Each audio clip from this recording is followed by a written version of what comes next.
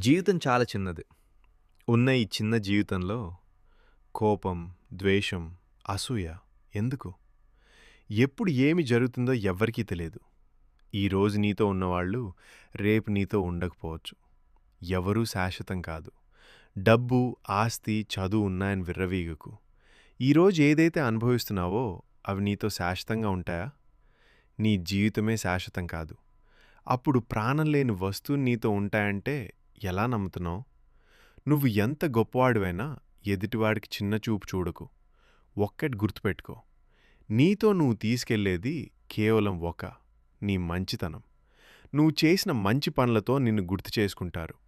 ఒక పేరు, ప్రతిష్టలు మాత్రమే నీ సొంతం. డబ్బు డబ్బు అని ఉన్నంతకాలం ఎగిరెగిరి పడవు. చివరికి నీతో ఏమీ తీసుకెళ్ళవు. ఒక్కసారి ఆలోచించండి. ఈ జీవితం శాశ్వతం కాదు.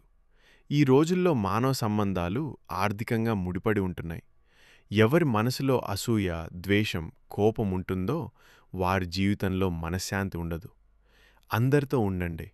అందరిలో ఒకరిగా ఉండండి. ఈ వీడియో మీకు నచ్చినట్టయితే ఒక లైక్, ఒక సబ్స్క్రైబ్ చేయండి. ముఖ్యంగా షేర్ చేయడం మర్చిపోకండి. Thank you all.